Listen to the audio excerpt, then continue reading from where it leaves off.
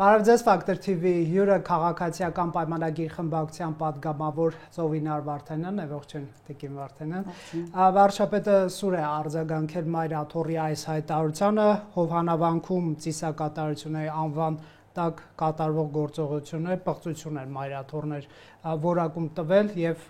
ասում են հետամուտ են լինելու օրինական բոլոր ճանապարհներով Հովհանավանքի նկատմամբ իրավունքները վերականգնել, իսկ վարչապետը արձագանքում էր պղծությունը այն է, որ կաթողիկոսի գահը զբաղեցրած անձը կուսակրոնության ուխտ է խախտել եւ երեխա ունի, բայց չէ որ Տեր Արամը եւս կարգալույծ է արվել Տիկին Վարդանյան եւ իրավունք ուներ արդյոք այդ պատարագը իրականացնել իդեպ Կիրակի 1-2 օրից էլ կրկին պատրաստում են ունենալ։ Նախ պետք է նշեմ, որ Տեր Արամը դեռ այսպես կոչված ոչ կարգալույծ կարգավիճակում էր դեռ պատրաստվում էր պատարագն անել եւ բայց դա էլ է էական, չի էականը այնա թե ով է կարգալույծ արել Տեր Արամին եւ ինչ հիմքերով, այսինքն կարգալույծ եղած մարդը ինչ իրավով է կարգալույծ անում քահանային։ Բայց տեսեք, մյուս կողմից իշխանությանը քննադատում են, այս երկրում էլ խնդիր, թեմա, խնդրեմ չկա, ընկելեք Բարսաշճան հոգեվորականների ինչ-որ կարգավիճակից ընտանեկան կարճել, ուրիշ խնդիր չունենք։ Ես այսպես ասեմ, էլի, խնդիրը պետք է նշեմ հետևյալը նախ, որ եկեղեցու որոշ հոգեվորականներ եւ մասնավորապես հենց կաթողիկոսը որոշեցին, որ պետք է հատեն այն գիծը, որը քաղաքականությունը եւ եկեղեցին եւ հոգեվոր կյանքը իրարից բաժանում էր, անջատ էր։ Եվ հատեցին այդ գիծը։ Եվ երբ սկսեցին հայտարարություններով հանդես գալ, Մայր Աթոռի անունից հայտարարություններով հանդես գալ, եւ դրանք չեմ կարող չասել, որովհետեւ այդպիսին էին հայտարարությունները, հակաիշխանական հայտարարություններ էին, փաստորեն իրանք սկսեցին բաժանարար գծեր դնել ժողովրդի միջև, որովհետեւ Ռոբերտ ջան, մեր իշխանությանը ձայն ա տվել մեր ժողովրդի, չեմ հիշում 2021-ին քանի հոգի ա ձայն տվել, մոտավորապես մի 600,000, եթե ոչ ավել մարդ, 600,000-ից ավել։ 600,000-ից ավել մարդ ա ձայն տվել։ Եվ երբ եկեղեցին հակա որևէ քաղաքական ուժի, էական չի որ քաղաքական ուժի, հա, քաղաքականության մեջ ա մտնում եւ սկսում ա բաժանարար գծեր անցկացնել, անկախ իրենցից այդ, այսինքն հոտի մեր ժողովուրդը բոլորն են, չէ, քրիստոնյա։ Այդ 600,000-ի մեջ էլ են, չէ, մարդիկ, ովքեր հայ առաքելական եկեղեցու հետևորդ են, մնացածի մեջ էլ են։ Երբ ինքը սկսում է այդ բաժանարար գծերը անցկացնել, ինքը որպես այդպեսին կնքում է իր որպես հոգևոր առաջնորդ մահկանացուն, որովհետև ամբողջ իմաստը եւ ամբողջ փիլիսոփայությունը մեր եկեղեցու միավորման որպես այսպես ասած կառույց, որը միավորում է հավաքչական իր ամբողջ գործունեությունը տապալում է այդտեղ։ Ես երեք հյուր ունեի դաշնակցությունից Լիլիթ Գալստյան այս հարցը տալիս է, որ չի ստացվում, որ եկեղեցին ավելի ճիշտ վերնախավը Բարսաշճան եւ ընդդիմությունը հայտնվում են նույն դաշտում եւ կարող է տեղի ունենալ եկեղեցու կառույցի կուսակցականացում կամ քաղաքականացում, այսինքն այդ միջին դիրքից դուրս գա եւ արդյոք ընդդիմությունը այդտեղ մեղավորություն չուներ հաշվի առնելով, որ ուսուսի տված էին նրանք շատ ընդդիմադիր պայքարներում իրար հետ, բայց Տիկին Գալստյանը եւ ընդհանրապես ընդդիմության արգումենտը սա է, որ գիտեք, այս իշխանությունը այնքան զիջումներ է արել, այնքան արտաքին վատ քաղաքականություն է վարում, մեր ազգային եւ պետական շահերը, այսպես չի կարողանում պաշտպանել, որ եկեղեցին ուղղակի հարկադրված է ազգապահպան գործունեությամբ զբաղվել եւ իշխանության թերացումների մասին բարձրաձայնել, այսինքն որոշակի իմունիտետի դեր է կատարում եկեղեցին իշխանության քաղաքականությունը այսպես զսպելու։ Այսինքն եթե չկատարեր այդ դերը, մի քիչ տարօրինակ կլիներ։ Հասկացաք։ Ես լսեցի իհարկե, հերթով անդրադառնամ, էլի նախ սկսենք այնտեղից, որ ես ուզում եմ վերադառնալ նախորդ, այսինքն հարցի շրջանակում եւ մի բան ասել։ Դուք պատկերացրեք որևէ օրինակ աջակից, ով մեր քաղաքական թիմին է ընդհանրենք աջակցում, եւ ինքը սկսում է անկախ իրենից իր համար եկեղեցու հետ կապը, այսինքն սկսում է բաներ տալ, այսինքն անջատումներ է տալիս, որովհետեւ ինքը ստացվում է, որ ինքը սխալ կողմնորոշում ունի քաղաքական եւ ինչ որ հայտնվում է, ինչ որ փաստացի կարելի ասել, որ կաթողիկոսը խտրականություն է դնում ժողովրդի միջև, եթե այսպես գլոբալ նայենք։ Իսկ դա կներեք, այսինքն ինքը նույնիսկ կարելի ասել արգելակում է մարդու կրոնական ազատությունը։ Ոնց։ Այդպես, որովհետև մարդը իրան ինքը ես տեսել եմ նաև թույլ տվեք ասեմ, ոչ քպայական չէ։ Ես նույնիսկ կուսակցականի մասին չեմ խոսում, այդ թվում չի եղել հայտարարություններ հոգևորականներ են եղել, ովքեր ասում են չեմ սպասարկելու։ Ներողություն, ու այդքանի հետ միասին էլ, երբ պարզվում է, որ եկեղեցու այդ հոգևորականները խախտում են իրենց իսկ կանոնագիրքը, ստացվում է այնտեղ նստած է ինչ-որ մի մարդ, մսից եւ արյունից, ոնց որ բոլորս ենք, այսինքն առնվազն այն, որը պիտի աշխարհիկ մարդուն հոգևոր մարդուց ինչ-որ կերպ տարբերեր, հա, այդ մարդը նստել է հերիք չի, մի հատ էլ ինքը որոշում ով է այնտեղ, այսինքն ինքը Տեր Աստված չի, դա հոգևոր տուն է բոլոր քրիստոնյաների համար։ Դու չես կարող խտրականություն, այսինքն խտրականություն դնել մարդկանց մեջ, արգելակել մարդու իր Աստծո տուն մուտքը,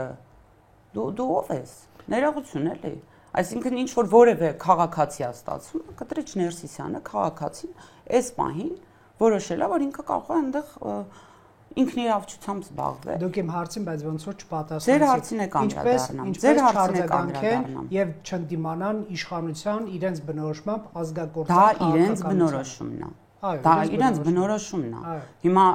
ներողություն եմ խնդրում։ Շահերը չպաշտպանելու քաղաքական։ Բայց այսինքն իրենց բնորոշումը ում բնորոշումն է դա։ Ողջ հոգևոր դասը մտածում է, որ մենք ինչ ենք արել։ Ըստ Կտրիչ Ներսիսյանի։ Ինչ տարածք ենք հանձնել։ Արցախի հայերի իրավունքները չեք պաշտպանում, տավուշում եք տարածքներ։ Այսպես ասեմ էլի Ռոբերտ, այդ Լեռնային Ղարաբաղի մասով ես մի հատ շատ կարևոր բան եմ ուզում արձանագրել, հա, այս խոսակցությունը անդադար գնում է։ Եվ իրավիճակը, ես նույնիսկ չեմ անդրադառնում, թե իրավիճակը ինչի արդյունքում, հա, նախկինների բանակ ուտելու, փողերը ուտելու եւ այլն, այդ չեմ անդրադառնում այդ հարցին։ Իրավիճակը կանգնած էր ընտրության առջև, այսինքն ընտրություն վատի եւ ավելի վատի։ Հիմա ես որպես Հայաստանի Հանրապետության падգամավոր, ես պարտավոր եմ Հայաստանի Հանրապետության շահը առաջնային համարել եւ այդ իրավիճակում Լեռնային Ղարաբաղի եւ Հայաստանի Հանրապետության շահերի համընկնում չկար, այսինքն չկար կետ, որտեղ այդ պահին հնարավոր էր պաշտպանել երկուսի շահը։ Ինչու էր այդ իրավիճակը Այդ իրավիճակը հիմա ինչու էր ամեն դեպքում 20 թվից հետո չէ սկսվեց այդ 20 թվին է սկսվել Ռոբերտ ջան, մենք մի տարի ենք ընդհանրապես 1 տարի, նույնիսկ այդ 1 տարին էլ առանձնապես տենց դեռ շունչ էլ չէր քաշել այս իշխանությունը, երբ պատերազմը սկսել է։ Ինչի մասն է խոսքը։ Ես չեմ ուզում էլի հետ գնալ խոսակցությանը։ Ազգային հարցերով ահազանգել այսպես։ Ազգային ո՞րն է, ինչպես են իրանք բնորոշել ազգային։ Ներողություն, 21 թվականին, երբ իշխանությունը ընտրվել է ժողովրդի կողմից, ժողովուրդը գնացել եւ քվե է տվել։ Եվ ինքը գիտի, որ Հայաստանի Հանրապետության այսքան 100,000 մարդ գնացել եւ ընտրել է, այդ մարդիկ ոչ կույր են, ոչ խուլ են, ոչ էլ բանականությունից զուրկ են եւ գնահատել են իրավիճակը եւ լսել են մեզ եւ աջակցել են ընտրության միջոցով եւ դրանք եղել են բաց ու թափանցիկ։ Դրանից հետո ինչ ազգային հարցեր լուծում ներողություն։ Ասացի։ Ինչ։ Արճակատումը թեժացավ Տավուշից 4 գյուղից։ Իսկ ինչ ա եղել Տավուշում։ Երբ որ 4 գյուղեր հանձնվեցին, ըստ եկեղեցու պաշտոնական հայտարարության։ Ըստ եկեղեցու պաշտոնական 4 գյուղեր հանձնվեցին։ Շատ լավ, Տավուշից որևէ հայկական գյուղ չի հանձնվել եւ դուք էլ դա գիտեք։ Հայկական գյուղ Տավուշից չի հանձնվել։ Տավուշը սահմանազատվել է եւ Փառք Աստծո այսօր այնտեղ իրավիճակին էլ ծանոթ են։ Եկեք առանց գնանք։ Տեսեք, վարչապետը Աժամբյոնից կարծում եմ դահլիճում էինք, երբ որ ըստ էության մամուլին հղում անելով ընդ որում իշխանական, խոսում էր, որ KGB-ի ագենտ է կաթողիկոսի եղբայրը, այն մյուս բարձրաստիճան հոգևորականը սեռական մոլագար եւ այլն։ Կարծում եք մենք չունենք այսպես ապացույցների կարեք, ասենք եթե KGB-ի ագենտ է եւ դա ասում է վարչապետը, իմ մոտ հարց է առաջանում ինչու բռնված չի, որովհետեւ այդ մարդը մի քանի անգամ եկել է Հայաստան, գնացել է ընթացքում, կամ միջազգային հետախուզում թող հայտարարվի։ Եթե KGB-ի ագենտ չի եւ ուղղակի այսպես թիրախավորման նպատակով է ասում, դա ինչքանով է ճիշտ։ Ուզում եմ ասել, այսպես մեղադրանքներ են հնչեցվում, որոնք իրավական գնահատականի չեն արժանանում։ Ինչու՞։ Սա շահարկման նպատակով է։ Եթե անկեղծ լինեմ, շնորհակալություն հարցի համար, եթե անկեղծ լինեմ, ես վարչապետի խոսքը այտենց ուղիղ չեմ ֆիքսել, որ ես շատ սեղմեցի, շատ երկար էր այդ խոսքը, եւ չգիտեմ արդյոք ուղիղ, այսինքն դա ասվել է թե ոչ, բայց մամուլին, այո, ընդ որում ՀԺ-ին կարծեմ եւ սիրիկ։ Այսինքն հղում է արել։ Ասում է մամուլում այսպիսի բան կա եւ այլն, բայց եթե վարչապետը հնչեցնում է, ստատուս է, չէ՞ տալիս։ Այդ լուրին ստատուս է ինքը տալիս, արժևորում է այդ լուրը, որ արժե ամբիոնից նախ մամուլին հղում տալը, այո,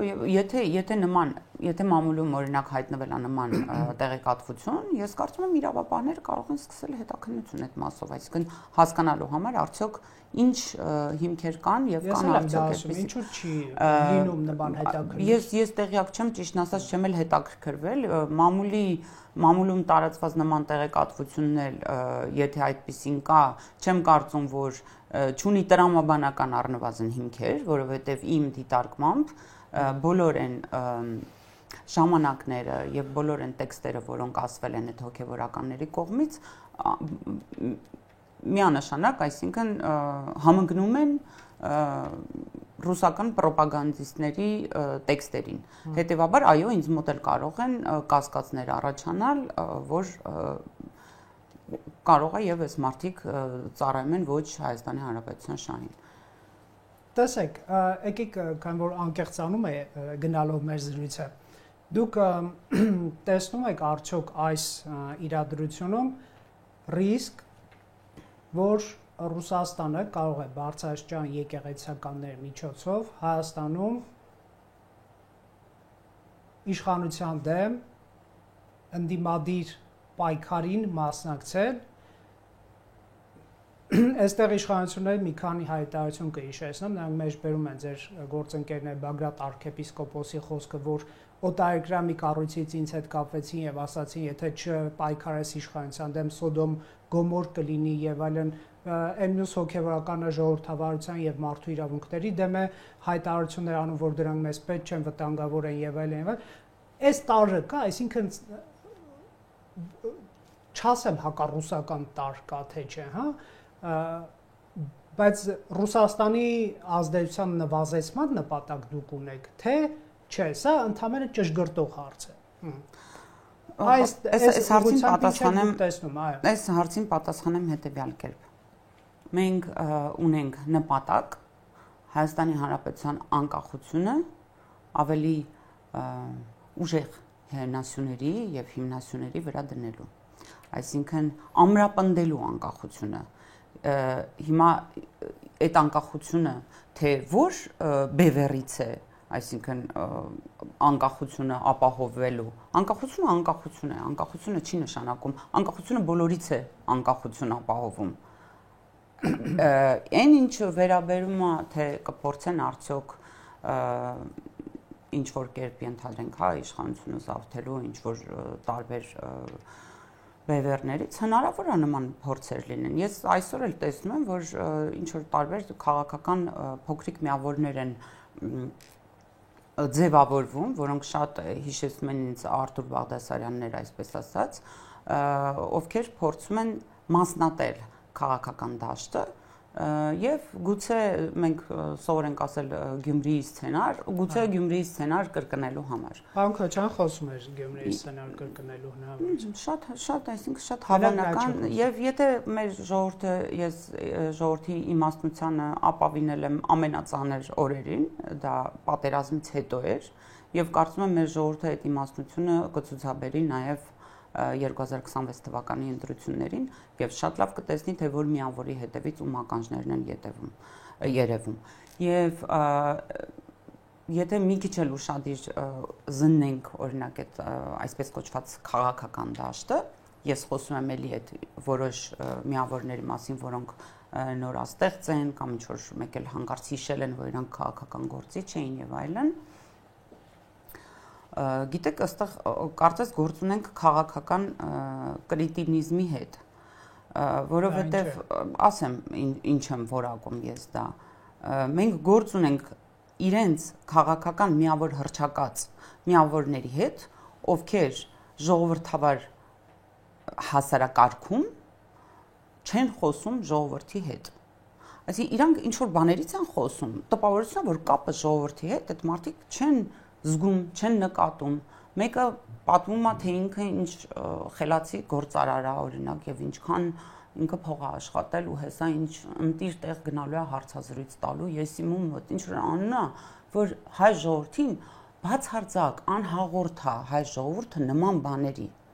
այսինքն մարդիկ հավակնում են գալ իշխանության եւ այդ իշխանությունը իրենց պետք է տա ժողովուրդը բայց չեն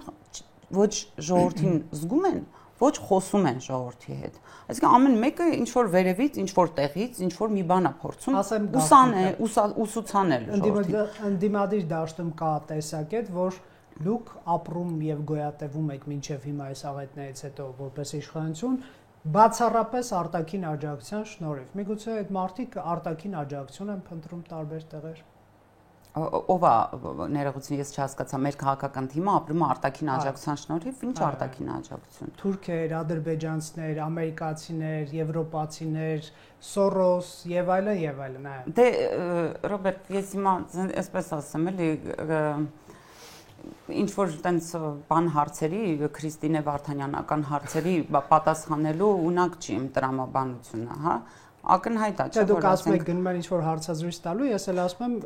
միգուցե արտաքին աջակցություն կամ ընկալում ես ասեմ նույնիսկ այդ միավորները ես վստահ չեմ որ այս պահին ստեղծվում են ինչ որ կենտրոնների կողմից գուցե սա դեռ են բանը այսպես ասած բորսայում վաճառքի դուրս գալու դեռ փուլն է որ ով ավելի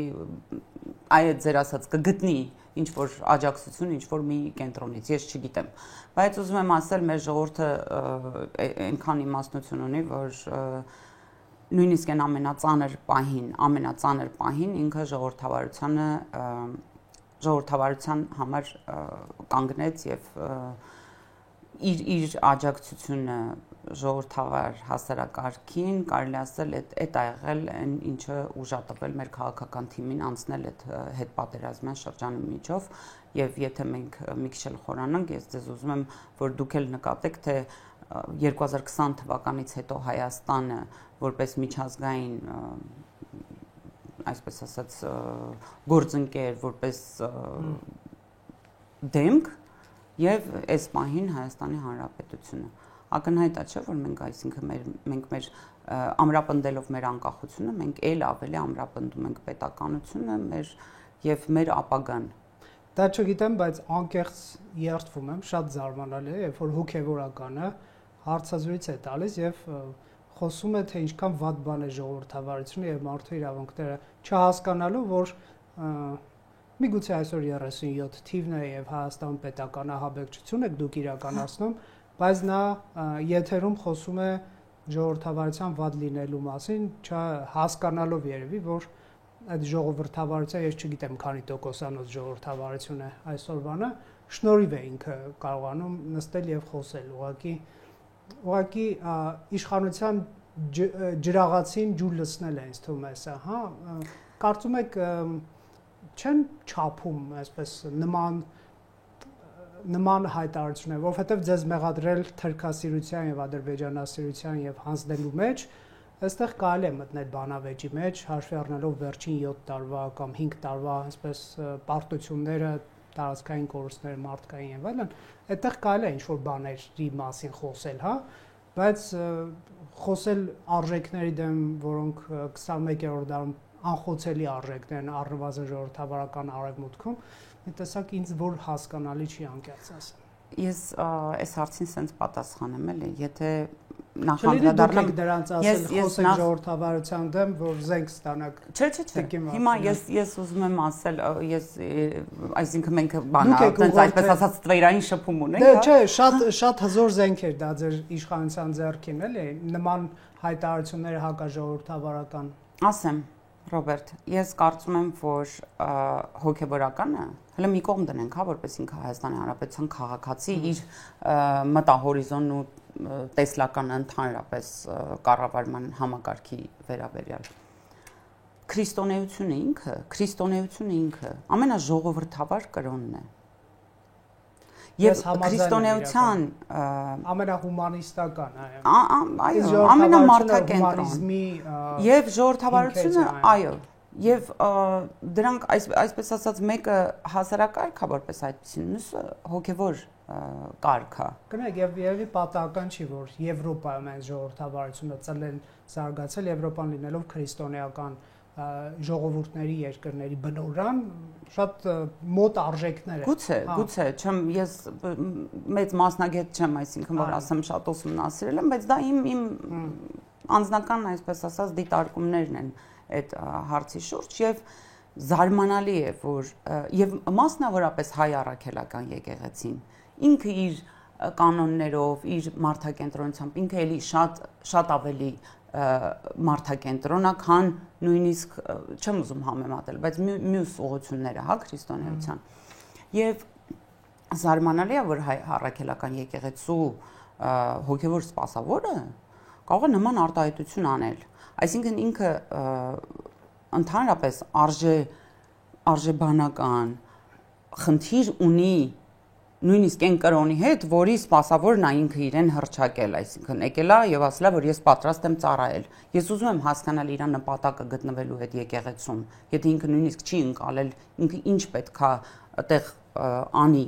ինչ պետք է այդտեղից հաղորդի ժողովրդին։ Կարող եք ինձ բացատրել ինչ այն անում եկեղեցում։ Ես իստեղ լինեի, ձեզ կմեղադրեի հակաժողովրդավարական վարքագծի մեջ,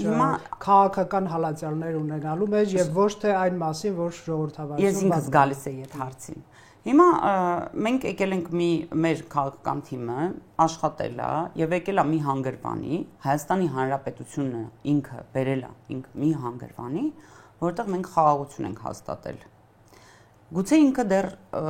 այն խաղաղությունը չի, որը ձեզ կամ քաղաքացուն ամբողջությամբ վստահություն ներշնչի, զգուշավորություն ունի քաղաքացին, հա, զգուշավոր լավատեսություն ունի, բայց դա մի իրավիճակ է, որը որ խնամքի եւ հետեւողականության, ինչպես կամայական աշխատանք եւ կամայական նպատակ հետեւողականության կարիք ունի։ Եվ հասկանալի է, որ 2026 թվականի ընտրություններից առաջ ունենալ նման իրավիճակ, մեր քաղաքական թիմը իր այսպես ասած եւ իր օրակարգով եւ այդ օրակարգը ինչպես է սպասարկել, այդ առումով բավականին բարձր դիրքում է։ Եվ հիմա բնականաբար առաջին հերթին ինչը պետքա թիրախավորել, դրանք բոլոր են հենասյուններն են, որոնց վրա հիմնված է մեր անկախությունը, դա լինելու է խաղաղությունը, դա լինելու է ժողովրդավարությունը, դրանք լինելու են ժողովրդավարական բոլոր հնարավոր գործիքները։ Եվ եթե դուք նկատեք, եւ սա նոր չի սկսվել, շատ սիստեմատիկ կերպով ընդդիմությունը թիրախավորում է ժողովրդավարությունը։ Չկա որևէ զրույց, որևէ տեղ,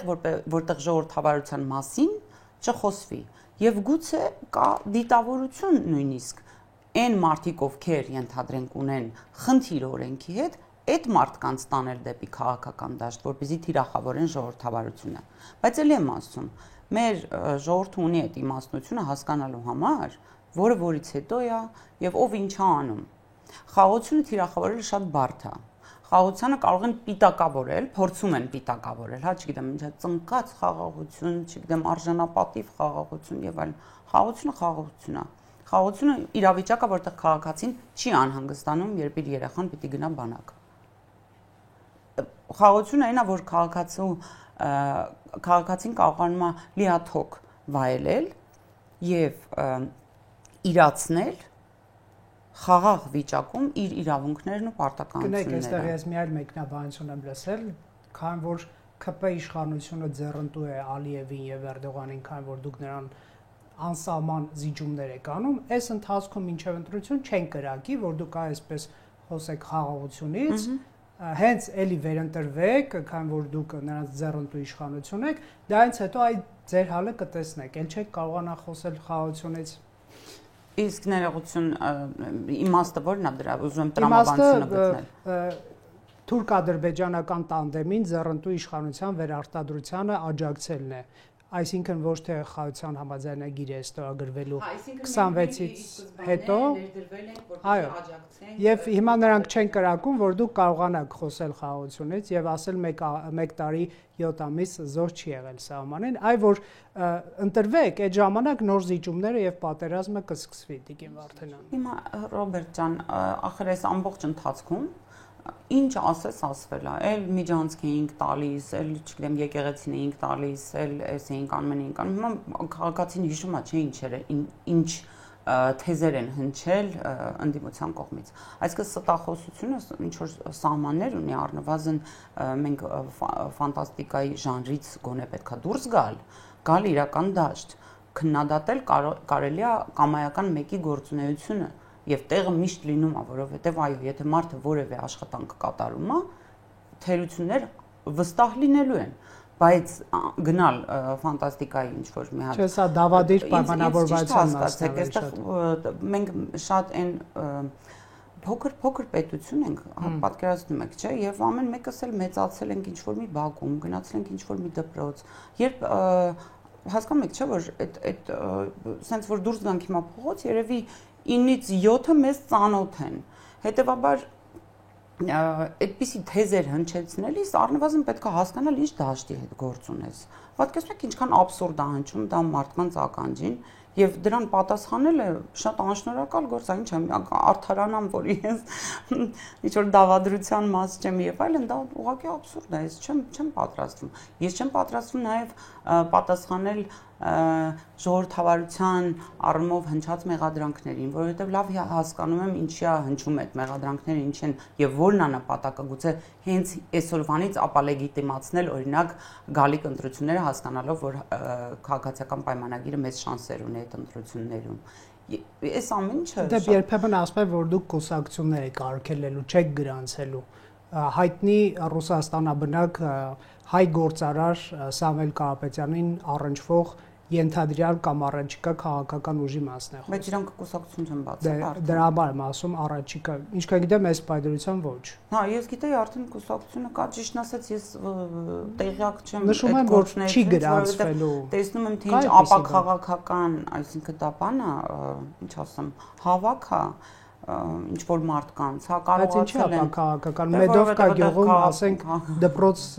կառուցել եւ գործարան չբացել, դա սխալ հաշվարկ չի։ Գործարանով պիտի բացի պետությունը, պիտի գործարան բացի իրենց պատկերացմամբ, այսինքն իրանք ինչ սովետական միության մաս են եւ այդտեղ պետքա բան մենք շահագրգռենք գործարաններին։ Գործարաններին, այ հիմա մենք շահագրգռում ենք այն ժամանակ, երբ որ դաշտը այնպեսին էր, որ գործարարը եթե գալիս էր ուզում էր որևէ գործարարությամբ ձեռնարկատիրությամբ զբաղվել, գալիս ասում էին, այ հլե էս քանի մեջ ինձ փայկը մտցնես։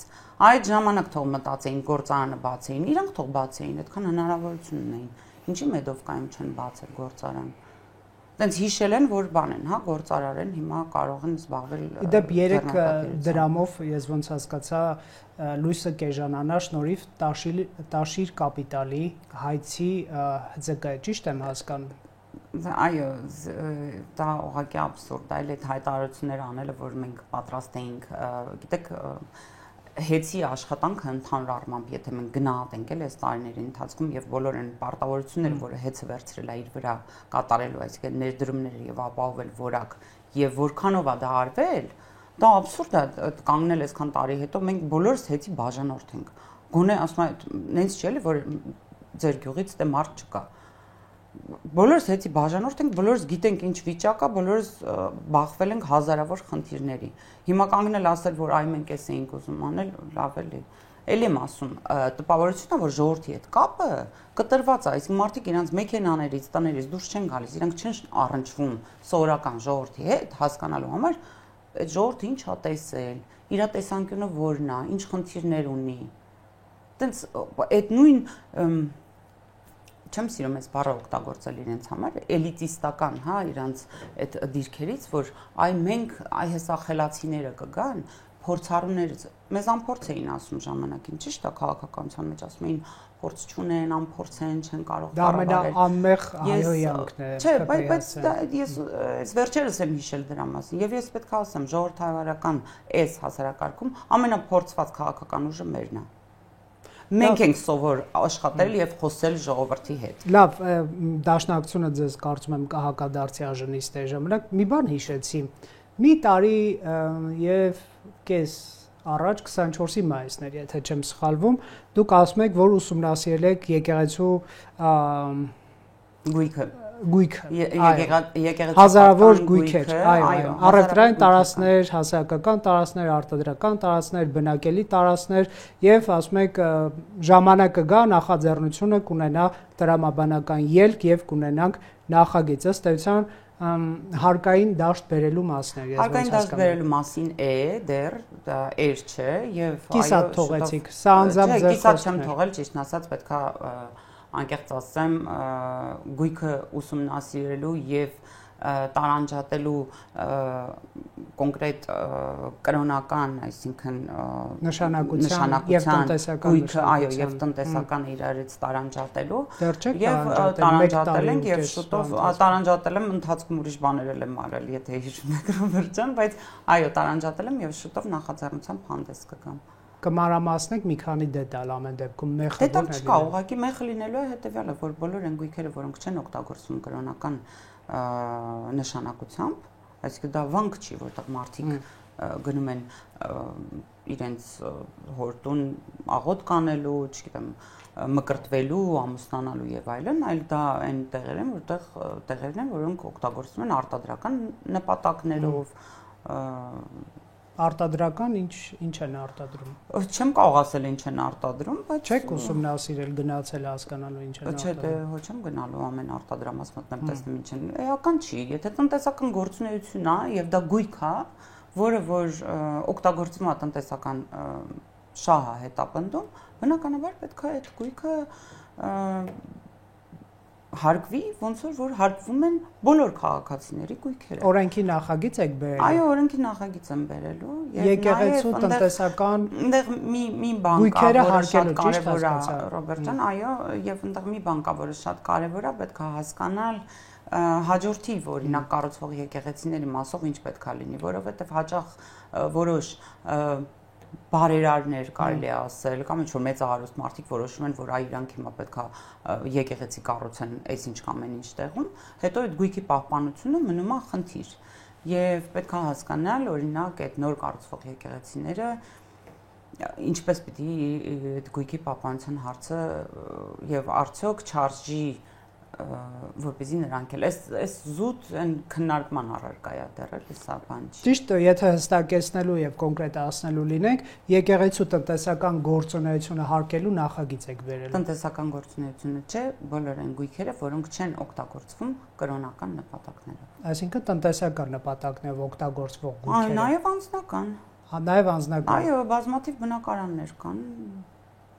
այդ թվում։ Գույքահարկ պետք է վճարել։ Հիմա չեն վճարում դրան գույքահարկ։ Կան որ չեն վճարում, կան որ վճարում են։ Տարբեր են։ Այսինքն մենակ տնտեսական գործունեությունը չի, բնակարաններ ասեցիք, չէ, բնակելի տներ, արտադրական տարածքներ, հասարակական տարածքներ, այո, արտադրային տարածքներ։ Սրանց մասն է։ Մեծ թիվ է թվային հիմա չեմ կարող ասել, չեմ մտաբերում։ Իսկ ավարտելով վարչապետը շատ է խոսում թափանցիկության մասին։ Եկեղեցու վերջերս ունենք կրոնագետ հյուր, որը մոդել էր առաջարկում հունական մոդել է եկեղեցու, երբ որ պետությանը այո տեսանել է եկեղեցու ֆինանսական մուտքերը եւ պետությունն է ֆինանսավորում հոգեվորականներին, այսինքն եկեղեցին ֆինանսավորվում է պետությունից։ Քանի որ նաև նոր սահմանադրություն է գրվում։ Հնարավոր է այս նոր սահմանադրությունում նման կարգավորում մտցվի։ Ես նման քննարկում, որ ասեմ, ունեցել ենք, նման քննարկում չի եղել եւ բնականաբար նոր սահմանադրության շրջանակում հազար մի հարց է քննարկվելու, կարող է նաև դա դառնալ քննարկման առարկա, բայց ուզում եմ ասել, նման քննարկում չի եղել, հետեւաբար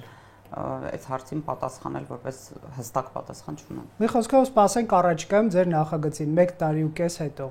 Խոստումից սպասենք։ Սպասելուց հետո հուսամ կգաք հարցեր պատասխանալու, կարծում եմ այն ժամանակ լիքը քննադատություններ կլինեն եւ մենք կունենանք հարցադրումներ։ Շնորհակալ եմ Տիկին Վարդանյան։ Factor TV-ում հյուրընկալել ենք Ծովինար Վարդանյանին։